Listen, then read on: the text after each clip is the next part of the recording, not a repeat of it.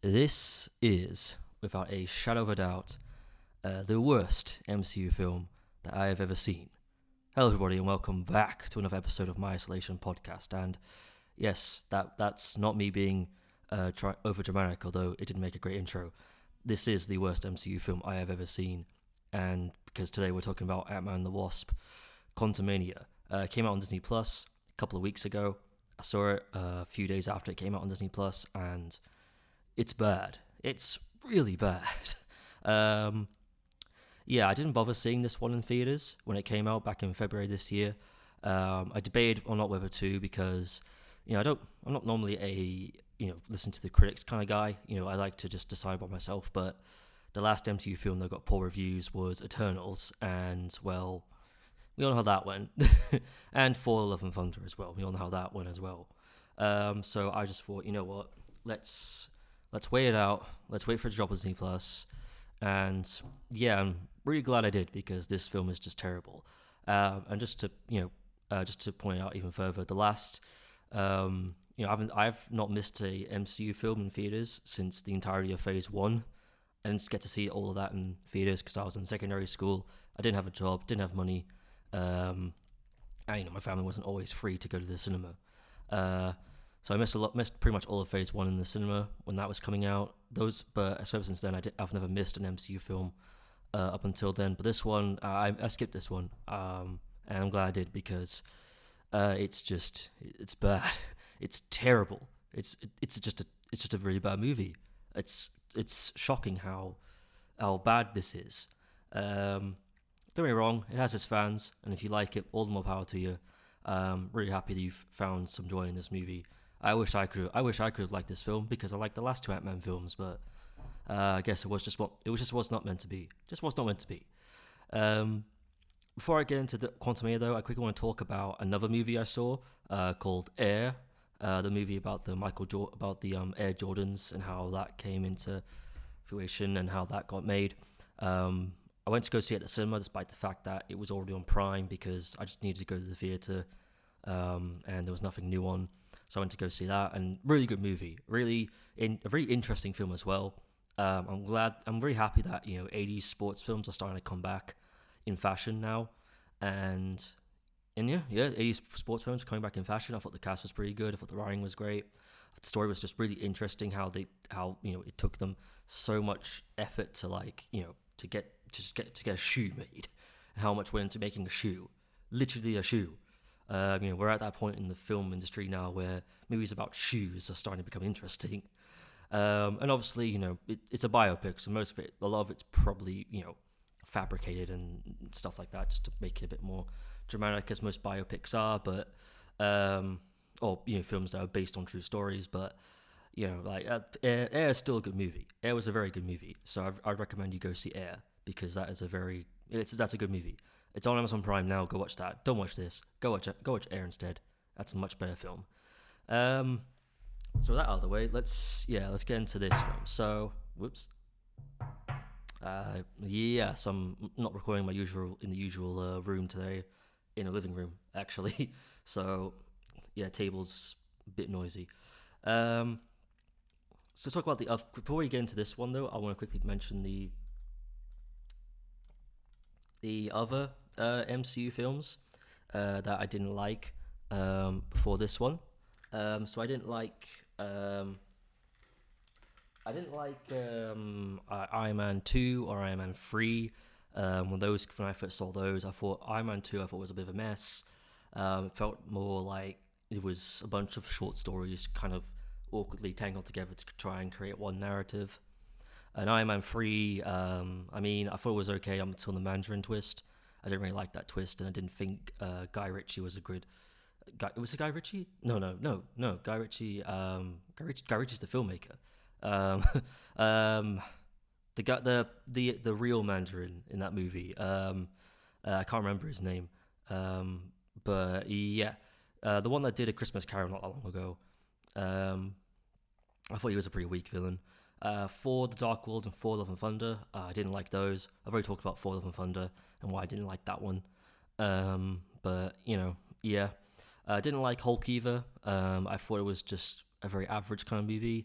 It was it wasn't very. I didn't think it was very well put together, and I don't know. I mean, and there was something about Edward Norton. I prefer Mark Ruffalo as the Hulk. Wasn't a really big fan of Edward Norton as the Hulk. Maybe it's because I've seen Mark Ruffalo the most as the Hulk, and Edward only did this one film. But I don't know. I felt like Mark's a much more better pick for Bruce Banner than Edward Norton. Guardians 2, didn't like Guardians 2. I thought it was. I said in the last episode, I thought it was a bit. There's a lot going on, a lot of ideas, a bit too stuffed, and I just found it a bit boring. And Eternals as well. I didn't like Eternals. I thought that was quite boring, but they're not as bad as this one. This is as bad as those movies are. This is still the worst MCU film I've seen. It's not the worst superhero movie I've seen. That would be X-Men Origins Wolverine. It's definitely not the worst Marvel film I've ever seen. That would probably be Fantastic. But in terms of the MCU and its quality, this is the worst that I've ever seen. So I just want to quickly go into the previous two Ant-Man films, Ant-Man and then Ant-Man and the Wasp. I really enjoyed those two movies. I've not seen Ant-Man and the Wasp since I saw it in theaters, but I remember really liking that movie. I know there's a lot of people out there that actually don't like that film, which I was quite shocked to recently learn about. But I enjoyed both of them for what they were. I thought they were just fun, palate cleansers, heist movies. That's literally what they were, and I thought they were funny. I liked the characters. I thought they were quite enjoyable characters to look at, and yeah, so I enjoyed the first two. But unfortunately, this one I just didn't like this one. Let's probably just delve into it. So my first big issue with this movie was the fact that, and this is something that a lot of superhero movies, in recent years, like The Amazing Spider-Man 2 and have gotten, but there were just way too many characters in this. And don't get me wrong, there's you could say that for every movie, but at least with every movie, like Eternals or Guardians, but at least with every movie, they were they were trying to give the characters something to do. And there was an attempt there to in most movies, in most superhero movies anyway, they at least find them good moments to give them something to do. For this film though, I felt like Hank, Jen, and Wasp shouldn't have been in this one, or at least have their roles reduced to maybe Cassie is the one that gets sucked into the quantum realm, and Scott is the one that goes after her, and maybe they're all in the room, talking to him on a intercom or something, trying to guide him through the quantum realm, so to speak, or just have him in there at all, because they barely added anything to the plot, especially they don't do anything, and it's it just feels like the script particularly is struggling so hard to find them stuff to do, if that makes any sense. They don't really do a lot in this movie. It's the script's really trying hard to it's trying to find them things to do, and it doesn't really add anything to it. You could have easily cut all three of them out of this film, and it wouldn't have made much difference. And going into my further point earlier on, I thought this film should have been called Ant-Man and Stinger Quantumania, or the other superhero name that Cassie goes by, which I can't remember. Something along those lines. It's Ant-Man and Stinger Quantumania, because I feel like Scott and Cassie should have just been the main focus. Like I said before, they should have just been the only two that got sucked into the quantum realm. And because I feel like that could have been an actually more interesting story. It's them working together and trying to reconnect after the 5 years he was away from Infinity War to Endgame, and it would have made the plot flow a lot more better, and would have made it a lot more, it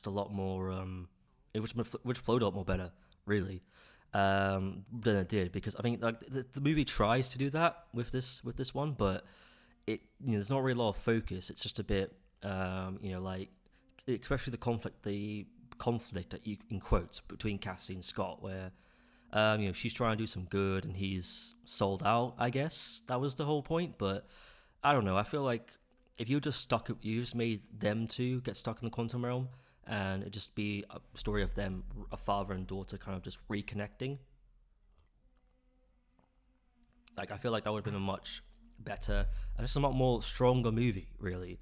I just feel like that's would have been a lot more better. Would have made the plot flow better, it would have made, and obviously, yeah, like, Jen has been to the quantum realm before, so maybe they could look for like old friends that Jen knew about, and that's how they find out about Jen's past in the quantum realm through stories from other people, like Bill Murray's character, who didn't need to be in this. I don't know why Bill Murray was in this movie, apart from needing a paycheck.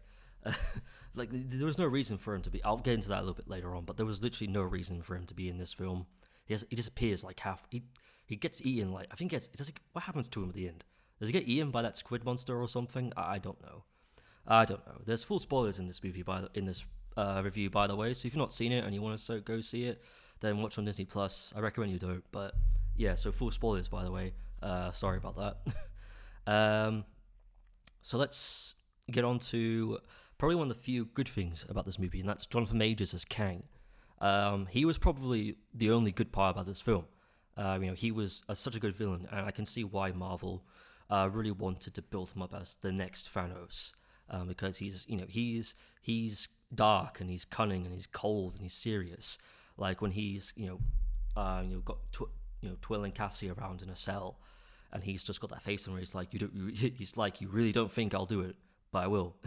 And he's really tough and really threatening. And we got a little bit of him in Loki as well, but that was a completely different version. That was a completely different variant. This version in this film, I think, has been described as Kang Prime. So I think this was meant to be the main version of Kang. But the one thing about Kang I didn't really understand was why they kept him a mystery in this movie, because we saw him in Loki. We met him in Loki. We know how dark and serious this guy was in Loki. But in this one, they treated it like it was a big mystery, and it was like, him, describing Kang as him a lot, and it was just a bit, why? We've met him before. We don't need this big build of a mystery. I mean, yes, this is a different version. Then this is a completely different variant to the one in Loki. But considering like they're all threatening in their own way, so I didn't really get the whole mystery, like building him up thing, like the whole kind of like, make him a mystery. I mean, his backstory was pretty cool. The fact that Jen stopped him from traveling, continuing on his mission to destroying other realities and other realms. And I liked his backstory. I did like his backstory. I did like Jonathan Majors in this role. Like, Jonathan Majors just killed it. Like, Jonathan Majors has been, he was having a good time until very, very recently, which I'm not going to get into because that's, but if you've been keeping up to date with the Jonathan Majors situation, you know what I'm on about. Who knows? I'll say this, do I think he'll get recasted? I mean, it's possible. We'll just have to wait and see. It's literally just a waiting game. We'll just have to wait and see. But hopefully he doesn't get, we'll see what happens. We'll just see what happens really with that. But he was good in this movie. He was great as Kang, and yeah, he was probably the best part of this whole film. The worst part about this whole film was fucking MODOK. Fucking hated MODOK. It wasn't funny. He looked terrible. Like you still look at his comic book design, and I know people are going to be like, how can you make that into a film? And yeah, that's correct. Like, like MODOK's design in the film is weird, but it was a good kind of weird. Like, his face is all like stretched out. It looks like, there's like hooks hanging it together. Like, it has this kind of really creepy kind of thing they could have added to it as well. And yeah, and but in this movie, it looked terrible. It was just, they just took the actor who played the villain in the first film, and just kind of just stretched his face out, and it just looked terrible. His dialogue was terrible. He wasn't funny at all. Like, nothing he said was funny. The whole "I am not a dick" joke is just like, I hated MODOK in this. Like, MODOK was the weakest part of this movie. I hate him, just absolutely hate him. And speaking of things that didn't look great, the Quantum Realm, it looked like Spy Kids 3D, and half the time you could here's the thing. I'm not like a massive. I'm not one of these guys who's like, oh, I hate CGI. Like I am more of a practical effects kind of guy. I prefer more. Do prefer stuff that's a bit more, practical effects. Because I just prefer ones that are like. I just prefer, you know, I just prefer when it's when you can actually like see the product. You know what I mean? Like you can see like how the thing is made, and it just looks more real to me when it's a more practical effect. This film, it just didn't look like that. It looked like a more polished Spy Kids 3D. Like you could tell it was CGI, and it was just I think nothing looked real. Some designs looked cool, but that was it. Like nothing looked real. Like nothing looked real. Like nothing looked. It didn't look real. Like it didn't look like I was actually you actually there. Like at least with like the other Marvel films like Thor, like the first Thor movie, and even Dark World and stuff like that. You felt like you were actually at Asgard because like yeah, it was a lot of it was green screen, but there was like some practical effects to it as well. Like like sound stages and stuff like that. But this film, it just didn't get that, and I feel like this film should be a good teaching point to kind of teach people why it's important to incorporate to not just rely on CGI. Why it's important, why practical effects are important, why it's good to have that kind of tangibility to your sets and to your worlds and everything. Like it's just a lot more. It's just better that way than it's just better that way than just having it all be CGI. Because when it's all CG, not only does it not look good, but you can just tell. Especially in this movie, you can look. There's actually times when the characters are standing around, and you can just tell like that's just green screened or blue screened to death, and it's like it's just I don't know. I mean, okay, we've heard horror stories about how like visual effects artists at Marvel have not been treated very well, and I mean, like I can just imagine those poor guys going through hell for this film, especially when you consider the fact that this film is all CG. Literally most of it is CGI. Like the only time things looked practical was when Scott was not in the quantum realm, and that was it. Um, yeah, I just feel sorry for the visual effects artists. I hope to God they did good with what they were given to do. But considering how Marvel's been treating them lately and how like the tight deadlines and everything, like we've heard the horror stories last year about how terrible they've been treated. I just hope to God that they've been able to pull through this one and then hopefully find more work, maybe outside of Marvel. But who knows? Maybe they'll go on strike. Who knows? I wouldn't be surprised at this point if visual effects artists went on strike. Everyone's going on strike now. Yeah. But yeah, the actual Quantum Realm didn't look that great to me. Just a bunch of CG. You may as well just make this film animated. Really, nothing looked real. And yeah, some characters just not be. They didn't need to be here. Like Bill Murray, for example. Right?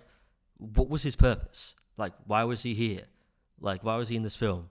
Like, he's in the film for like one scene, and then he gets eaten by a monster. At least I'm assuming gets eaten. I mean, last time we saw him, he's being held by by this weird kind of squid tentacles, and it's being flung around. And I mean, we're gonna assume that he's been eaten, but he never comes back, never gets mentioned again. There's characters in this like the freedom fighters that just disappear halfway through and then reappear.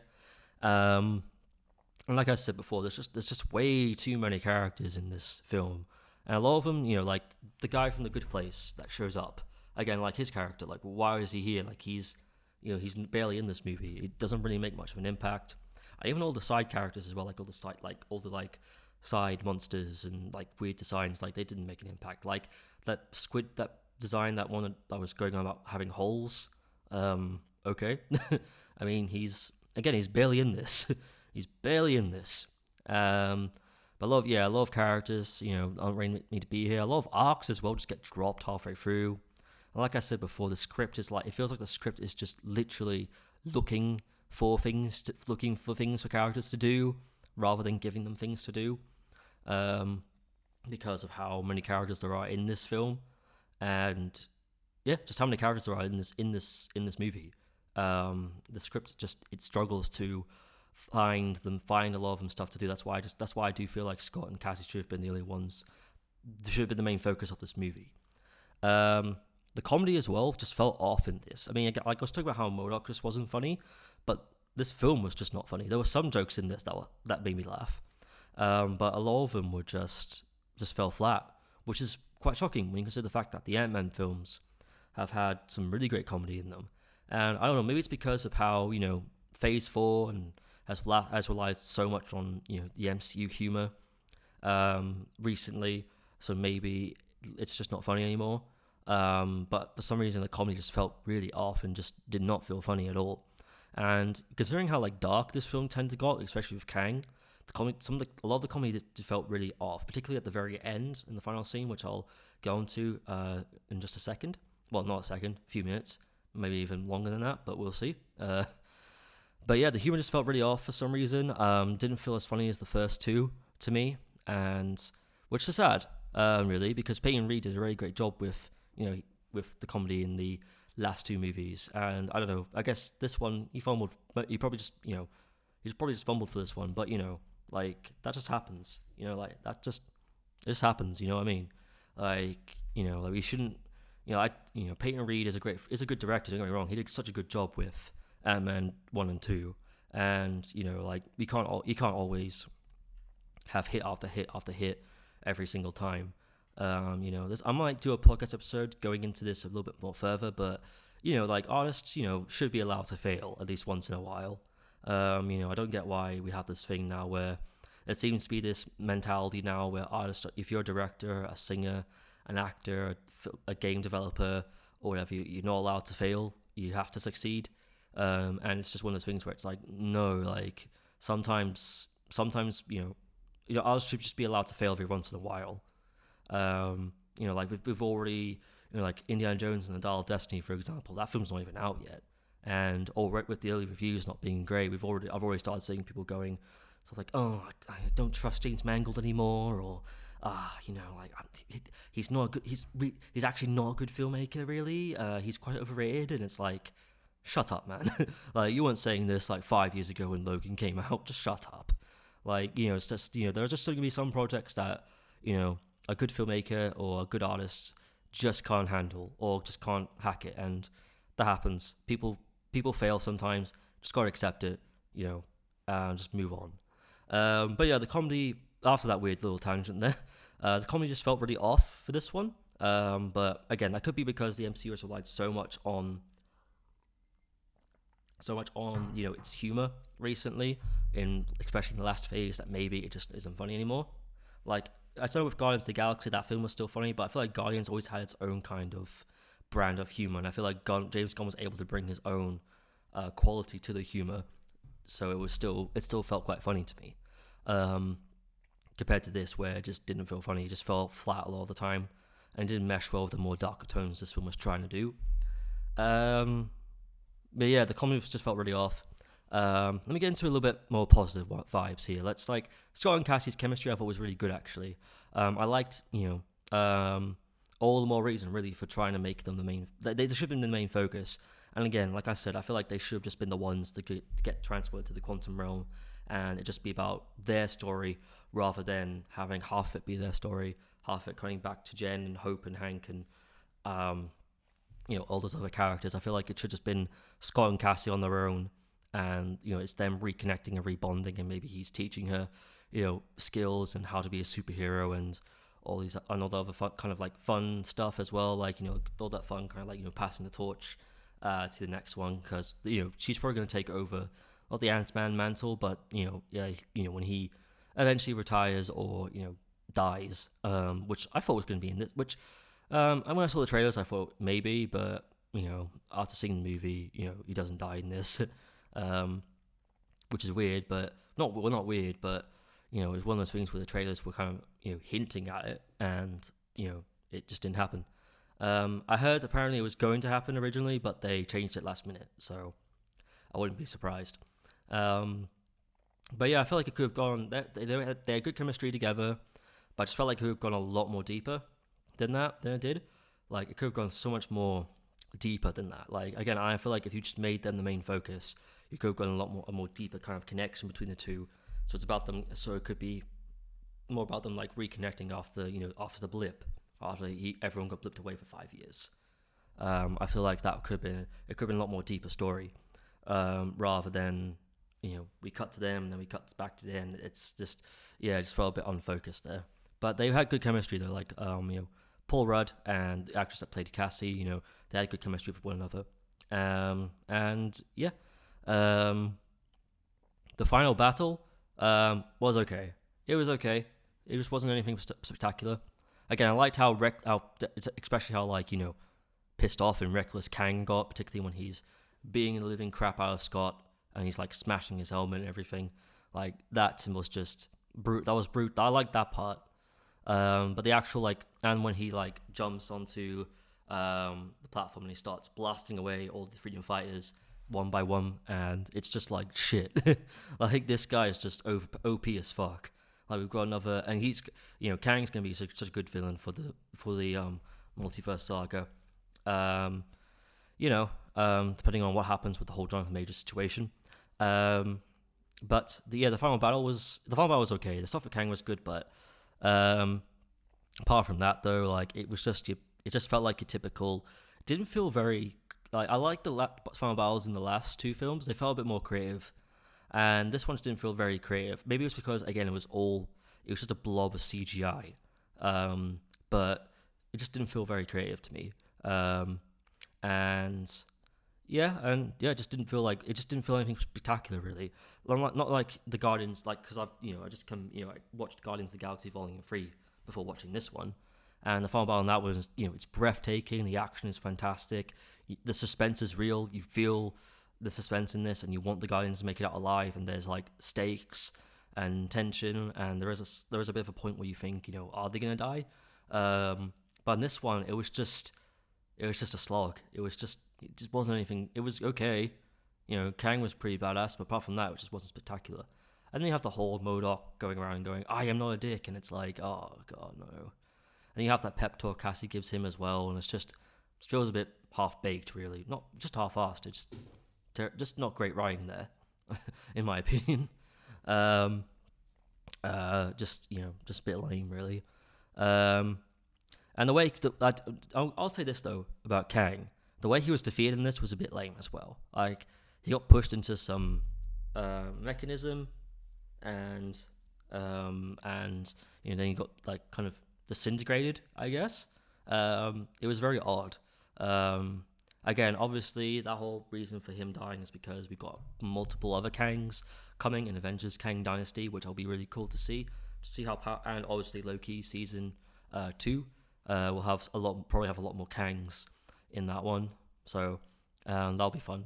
But we'll see what happens with that. But that should be a fun time, I imagine. Another battle scene actually that I forgot to put in my notes, but the one where Scott goes, to try and shrink down the transporter for Kang's ship, so he can go travel through different multiverses, and it's multiple different Scotts.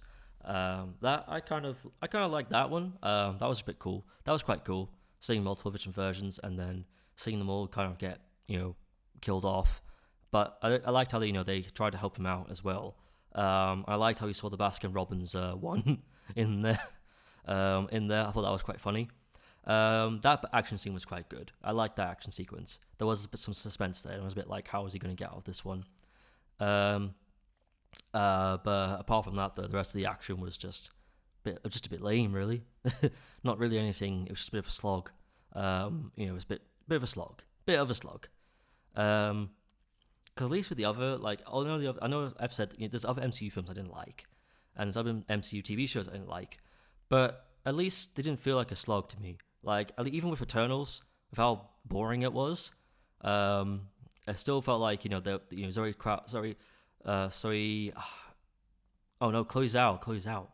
Zhao was trying to wanted to create kind of this more deeper kind of meaning and deeper kind of world, and there was an effort there to do that. There was just felt like it was constant fighting between her and Marvel and what they wanted. But with this one, it just felt it just felt like a slog, really to sit through, and just really boring, really. And let's go on to the very ending. So when Scott's back in the real world, and and there's a song "Welcome Back" and everything. It was a weird kind of. I wasn't. What was with the ending here? Like it was just a weird kind of mixture of comedy and seriousness. Like when he's like doing the ending monologue, and he's like, "Wait, Kang's saying this. Said there was gonna be this big thing coming. Maybe I should worry about him." And it's like he's panicking and stuff. But like, what is it? Is it supposed to be serious? Is it supposed to be funny? Like, what is it?